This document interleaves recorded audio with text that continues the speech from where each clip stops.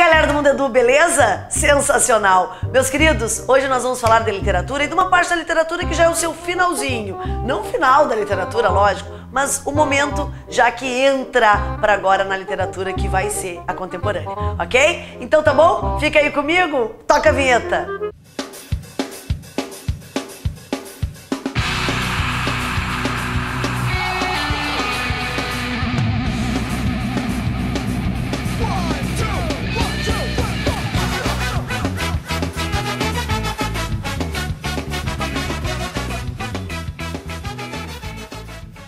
Meus queridos, para organizar nossa mente, vamos pensar o seguinte. Lá na terceira fase do modernismo, aula lá pra ti, vai catar a aula, não assistiu? Olha, assiste a aula, faz favor.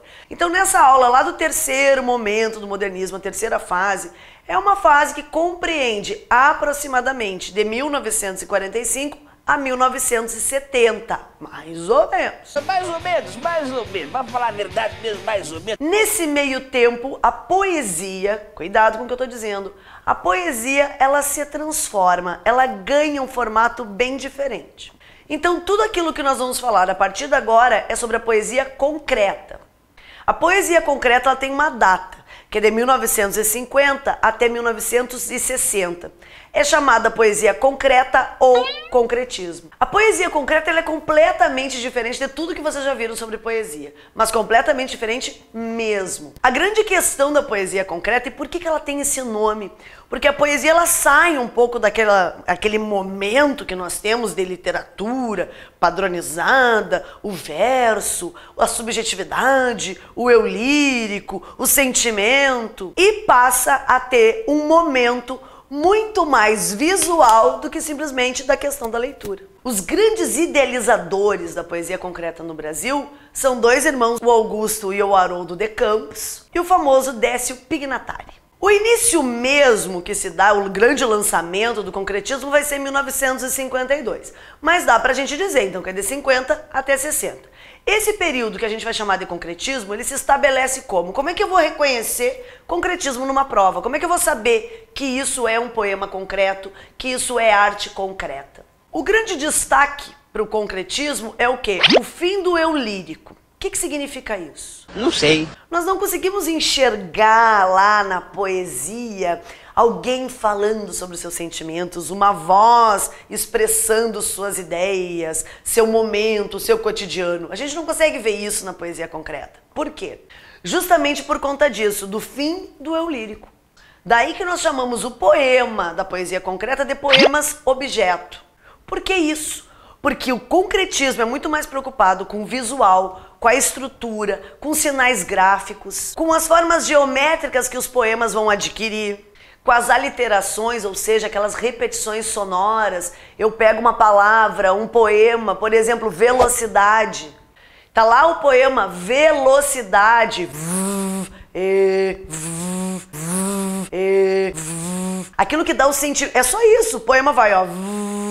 Depois o velocidade, cidade.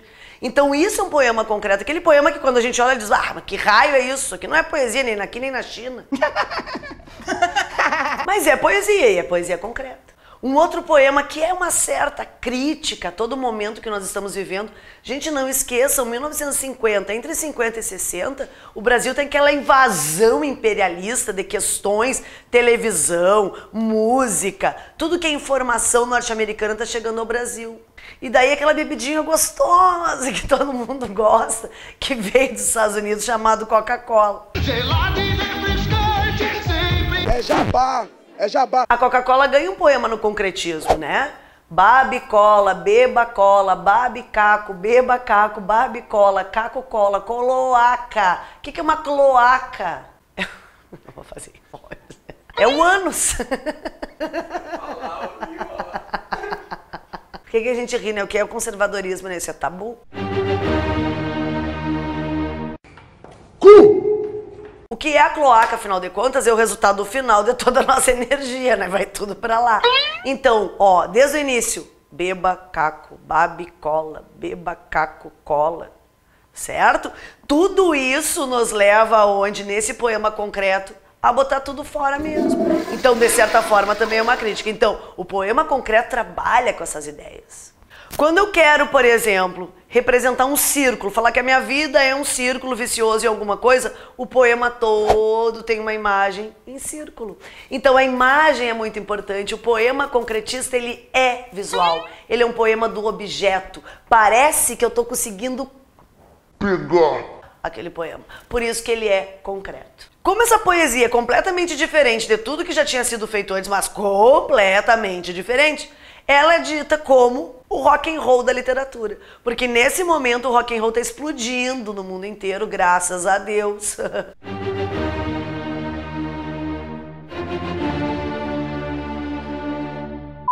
Bate forte o tambor, eu quero a tique-tique-tique-tique-tá. E como uma forma bem diferente de fazer música, a poesia concreta também é uma forma diferente de fazer poesia. Dani, e aí? Como é que eu vou reconhecer isso na hora de ver na prova lá do Enem? Existem autores específicos do concretismo, autores que são concretistas sempre, que eu olho e digo, ah, tá aqui, ó, é concretista? Olha, eu não vou mentir pra vocês, né? A gente não tá aqui pra isso. Mas assim, vamos pensar o seguinte, se aparecer Décio Pignatari, Haroldo de Campos e Augusto de Campos, verdadeiro, são concretistas pra todo o eterno aí, pra todo o eterno. Agora a gente tem que ter um cuidado muito grande. Por quê?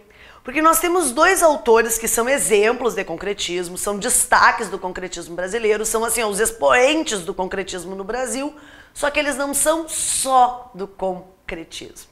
Eles são inclusive concretistas e são destaques do concretismo no Brasil. São eles, João Cabral de Melo Neto e Ferreira Goulart. João Cabral de Melo Neto, este poeta que nós já falamos em aula de modernismo, por favor, vai lá dar uma olhada. Ele passeia pelo modernismo e passeia dentro do modernismo na poesia concreta. Como o João Cabral de Melo Neto é conhecido, né, como um engenheiro das palavras e tem um poema sobre isso, tem um livro sobre isso, toda a parte dele voltada para a construção da poesia, para a organização poética dessa maneira visual, gráfica, nos leva a crer que ele também é um poeta concreto. Então, gente, cuidado, se aparecer uma questão lá para vocês dizendo João Cabral de Melo Neto é do concretismo, também é verdadeira. E é claro, além do João Cabral de Melo Neto, que também é concretista, nós temos o Ferreira Goulart, que vai fazer o quê? Gente, assim, ó, não esqueçam que a poesia concreta, ela tá no meio de todo o processo modernista. Eu vou repetir isso 1000 vezes, tá certo? Como é que eu reconheço essa poesia concreta? Porque olha só, gente, eu vou repetir 1000 vezes para vocês, se precisar 1000 vezes.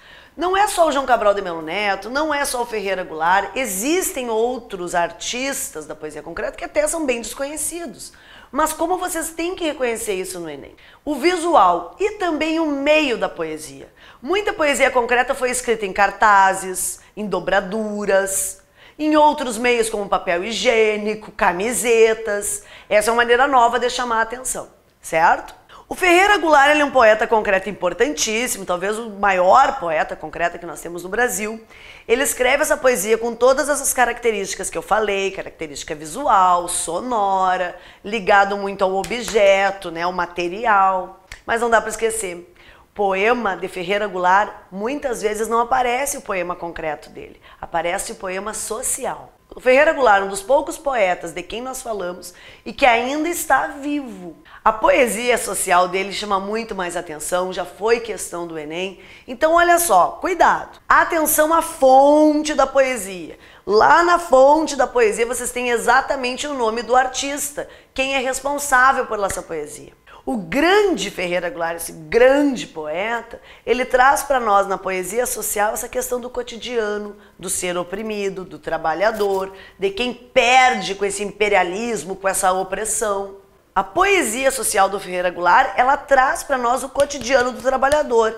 E todas as questões que nós já temos no Brasil, não esqueçam, nós estamos ali, né? Entre 50 e 60, já é um período em que nós temos no Brasil uma atenção bem grande para as indústrias e para esses trabalhadores. Importantíssimo lembrar também, já foi questão do Enem, que além da poesia concreta, que se dá entre 50 e 60, nós temos outro pedaço da poesia, uma outra parte da poesia, que é chamada a poesia marginal. A poesia marginal tem esse nome por quê? Porque os poetas que fazem parte desse período, eles são poetas que estão à margem, estão fora, na periferia de todo aquele processo que vem acontecendo desde o início do modernismo. A poesia marginal, ela se espalha pelo Brasil mais ou menos entre 1970 e 1980. Nós podemos considerar que 1970 é o grande boom da poesia. Ou seja, um pouco antes de 70 tem poesia marginal, tá? Fica claro isso aí. Não é que não tenha, tem, mas não é muito expressiva ainda. O Brasil vai conhecer a poesia marginal mesmo em 70 e a partir daí esses poetas vão ganhar muita, mas muita visibilidade. Outro detalhe, meus queridos, a poesia marginal ou os poetas marginais também são considerados a geração mimeógrafo. Eu não sei a idade de vocês, mas provavelmente vocês não saibam o que é um mimeógrafo. Mimeógrafo, antigamente existia um mimeógrafo, gente, há muitos anos. Que era uma maquininha que tu botava álcool, com um carboninho ali, botava a folha, e ali era como se fosse uma impressora à mão. Eles são considerados geração mimeógrafo por quê? Porque a poesia marginal, essa poesia impressa, entre aspas, mimeografada, de qualquer maneira. Mas esse de qualquer maneira não é assim, né? O samba do crioulo doido. Claro que não. Eles faziam de acordo com uma estética deles, sempre se expressando marginalmente. O poeta que está entre 70 e 80 está lá no âmago, no berço ainda da ditadura, vocês sabem, no Brasil. Então não é bem assim para eu estar me expressando de qualquer jeito. Como é que eu vou saber que o poeta é marginal, Dani? Bom, nós temos alguns poetas bem importantes. O queridíssimo, maravilhoso, sensacional, salve, salve, Paulo Leminski. Tem uma frase que eu adoro que diz, né? Não adianta fazer cara feia, na vida ninguém paga meia. Esses poemas que nós temos na poesia marginal, eles são poemas que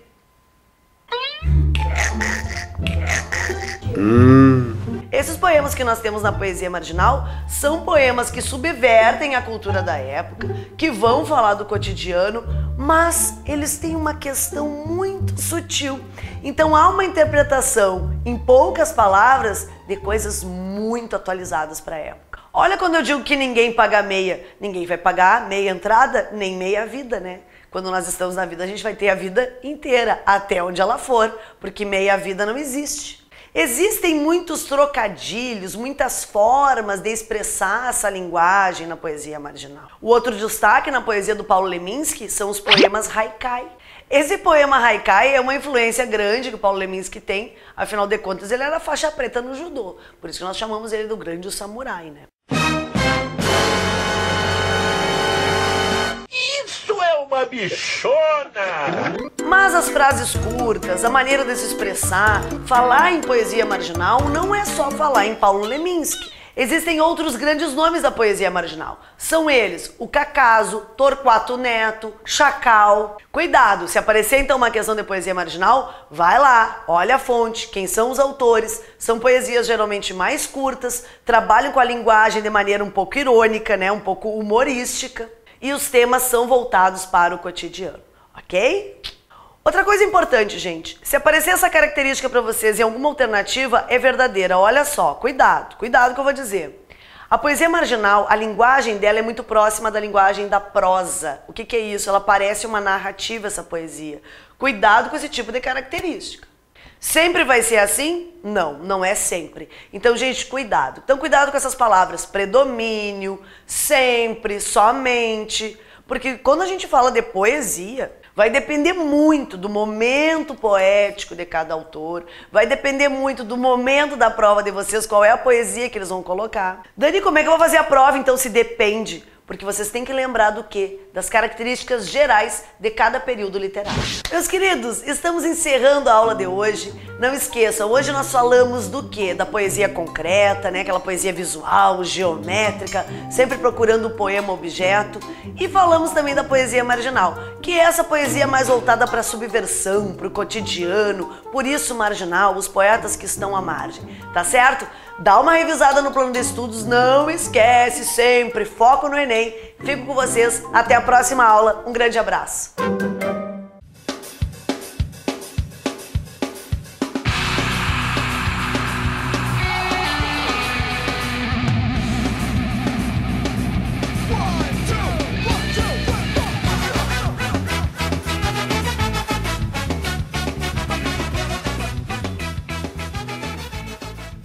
Beleza? Gostou do vídeo? Ah, que beleza, que sensacional. Então olha aqui, ó, se inscreve aqui, vai lá no nosso canal do YouTube, vai lá, se inscreve e dá um like. Deu like? Cadê o like? Vai lá dar um like pra nós, beleza? Dá um like!